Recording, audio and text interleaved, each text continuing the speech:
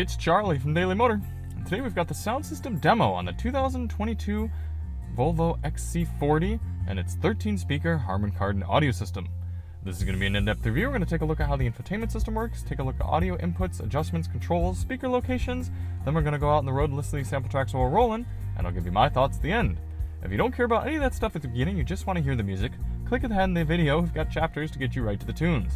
And if you're tired of hearing the same songs week in and week out, sign up to become a Daily Motor member. There you can hear member-requested tracks and help support the channel. So if you're interested, check the link to sign up in the description.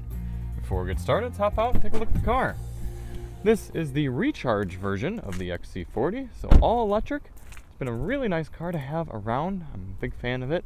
So if you do want to see more on the car, check the links in the description. We've got a DM test drive, as well as actually 2 highway range tests. We ran one in the rain and one in the dry.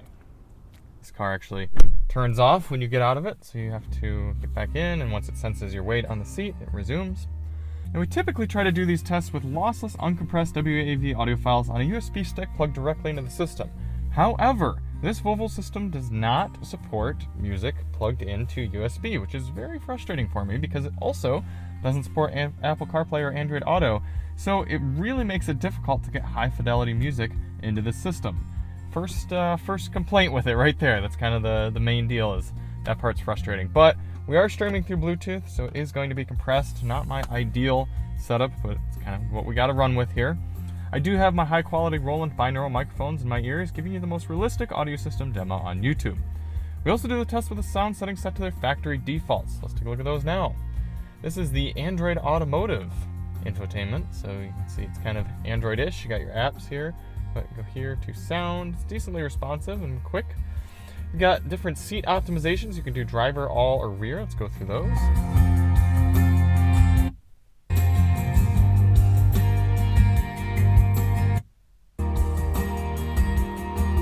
You can also press this button and get sound. Turn the sound on or off for the front and rear. I think it's kind of cool to be able to do that very easily. You also got a surround sound mode. Let's skip to the next song. And actually, this one's still going. We're good. Got a surround. Let's turn that on and off. Then you can adjust the intensity from there.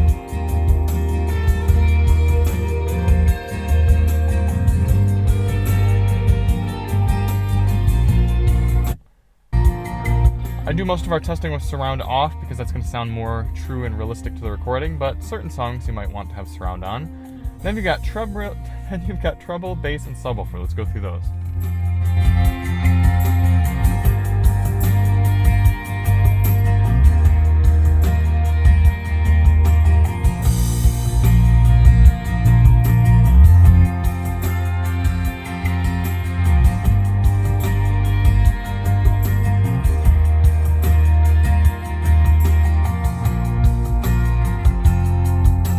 I'm disappointed to not have a mid-range adjustment, and I'm disappointed not to have more of a 5 or 9 band equalizer altogether, but hopefully for most people that will be enough adjustment. We have to manually switch over to our next song. Okay. For audio controls here in the XC40, you've got a really nice volume knob front and center here. It's easy to grab onto. It's good distance from the driver and passenger, nice clicks, good feel too, good adjustments, all happy with that. You also have volume on the right side of the steering wheel, up and down. Track selection, you've got physical controls right here. If you're on the media screen, then you can click through with the screen, and you can also use the steering wheel right and left. For all of that, you can also use voice controls if you wanted to change tracks or change the volume. Audio inputs in the XC40. You have, like I said, a little bit of a limit. FM radio, no AM, Sirius XM satellite radio as an app, Bluetooth. Technically you have USB-C ports, but like I said, you can't do USB music into them, so it's pretty much just going to be for charging. And no Apple CarPlay, no Android Auto, no 3.5mm auxiliary input jack. Pretty much have to do everything through streaming. So you can see here we've got Spotify, iHeartRadio, Google Play Books, and because you can actually access the Google Play Store, you can install more apps. But if there's a certain streaming service you like to use that they don't have in there, supported for this Android Automotive system, then you're kind of out of luck. And I'm not 100% sure what bit rate a lot of these stream at. So if you have Spotify, is that going to be streaming at your full 320 kilobits per second? I don't know. That's some questions that I guess an owner would have to really dig into, or maybe reach out to Volvo or something. But all I know is that if you've got high fidelity music on a USB stick or on a device, it's going to be really hard, if not impossible, to get it to play here through this system, which is a shame. Speaker locations, as I said, this is a 13 speaker system. Starting in the bottom, let's start right here. You've got kind of mid-range here, 1, tweeter there, 2, center mid-range 3, 4, 5. Way down under there, there's a open air woofer, is what they call it, an open air woofer. So that's 1, 2, 3, 4, 5, 6. And into the back. Got 7 up there, high range, 8 woofer, 9, 10. In the trunk. You've got 11, 12, it's actually going to be pretty hard to see, but up there, mid-ranges, and then 13, a subwoofer somewhere in here.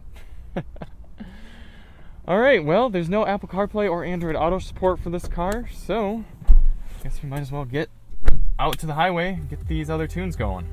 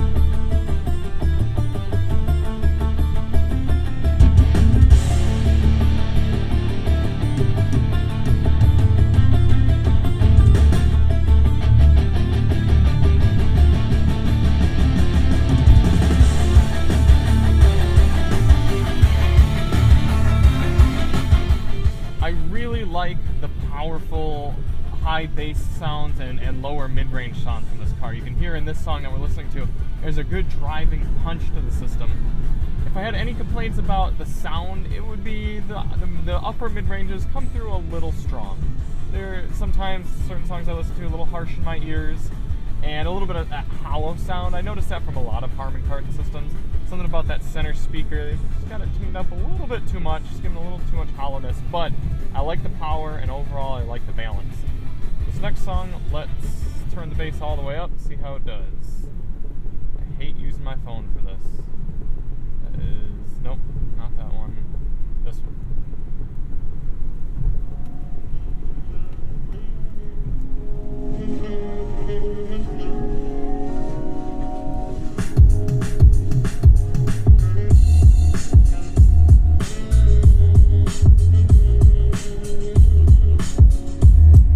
There's bass all the way up. There's subwoofer all the way up. Not as strong as I would like. Like I said, you get a good amount of bass for kind of the upper and mid-range basses, but those of you looking for deep, chest rattling, window rattling bass, you're not going to find it here.